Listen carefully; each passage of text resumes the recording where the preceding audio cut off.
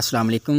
आज का हमारा टॉपिक है admission requirements for September 2023 UK intake के लिए।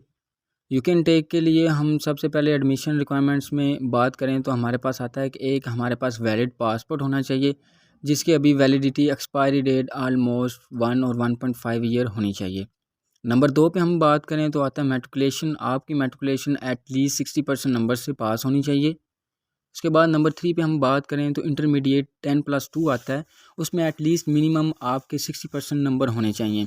ये हम डायरेक्ट बैचलर्स डिग्री या एटलीस्ट ईयर 1 में एडमिशन्स के लिए बात कर रहे हैं, और जिसके एटलीस्ट 60% नंबर से कम है 55, 56, 58%, फिर उनके लिए हम पाथवेज यूज़ करते हैं। उनका फिर जो एडमिशन होता है वो फाउंडेशन ईयर में होता है, डायरेक्ट बैचलर्स डिग्री में वो एलिजिबल नहीं होते। उसके बाद हम अगर बात करें तो 2 रिकमेंडेशन लेटर्स हमें चाहिए होते हैं कॉलेज और यूनिवर्सिटीज़ की तरफ से, जिसमें मेंशन होता है कि आपके कितने परसेंट नंबर हैं, आपने सारी जो स्टडी की है वो इंग्लिश में की होती है, तो वो अटैच करना ज़रूरी होते हैं यूके में एडमिशन्स के लिए। उसके बाद अगर हम बात करें इंग्लिश प्रोफिशेंसी की, तो सबसे पहले हम आइल्स की बात करते हैं फॉर बैचलर्स प्रोग्राम के लिए। तो उसकी जो रिक्वायरमेंट है वो ज़रा मुख्तलिफ है ऑस्ट्रेलिया से। तो इनका जो overall 5.5 no less than 5.5 on average universities जो हैं वो रिक्वायरमेंट उनकी ये होती है, लेकिन कुछ यूनिवर्सिटीज़ हैं जिनकी requirement overall 6 no less than 5.5 भी है। अगर हम पीटी एकेडमिक की बात करें फॉर यूजी प्रोग्राम्स के लिए, तो ऑस्ट्रेलिया से ज़रा हट के है इनकी रिक्वायरमेंट। ऑस्ट्रेलिया में इस तरह होता है कि आपके ओवरऑल 50 नो लेस दैन 42 हों तो फिर भी गुजारा हो जाता है, ओवरऑल 50 नो लेस दैन 50 हों तो फिर भी गुजारा हो जाता है। लेकिन अगर हम यूके की बात करें तो यूके में जो हैं इनकी रिक्वायरमेंट है पीटीई की, वो on average 54 no less than 54, और कुछ यूनिवर्सिटीज़ हैं हाई रैंक की जो 59 ओवरऑल नो लेस दैन 59 भी रिक्वायर करती हैं।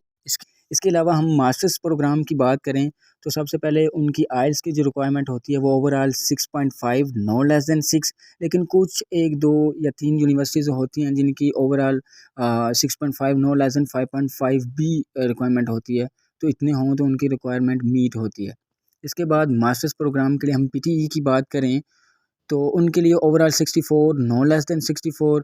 जैसा कि मैंने आपको पहले बताया कि कुछ यूनिवर्सिटीज़ होती हैं जिनकी रिक्वायरमेंट थोड़ी कम होती है, तो कुछ यूनिवर्सिटीज़ हैं जिनकी ओवरऑल 54 नो लेस दैन 59, 58 पे भी रिक्वायरमेंट मीट होती है। इसके बाद हम बात करते हैं स्टडी गैप की। कुछ स्टूडेंट्स के क्वेश्चंस होते हैं कि स्टडी गैप कितना एक्सेप्टेबल होता है फॉर बैचलर्स के लिए और फॉर मास्टर्स प्रोग्राम के लिए। तो हम बैचलर्स के लिए अगर अप्लाई करते हैं तो एटलीस्ट आप है ना 2 साल का स्टडी गैप एक्सेप्टेबल होता है।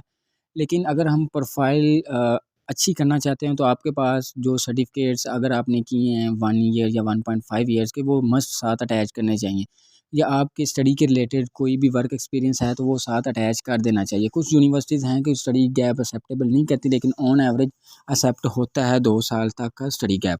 इसके बाद हम बात करते हैं तो लास्ट पे हम एसओपी की बात करते हैं। इसका एसओपी का ये होता है कि यूनिवर्सिटीज़ में जब हम एडमिशन्स के लिए अप्लाई करते हैं तो साथ ही कुछ के फॉर्म्स होते हैं, हमें फॉर्म्स फिल करने होते हैं।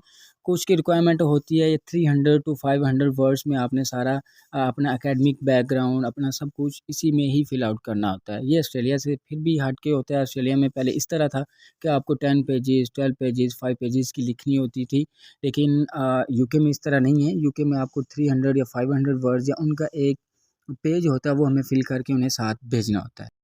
अगली वीडियो में हम बात करेंगे स्टेटमेंट पे कि हमें स्टेटमेंट कैलकुलेट किस तरह करनी चाहिए और किस तरह एक्चुअल में स्टेटमेंट कैलकुलेट होती है।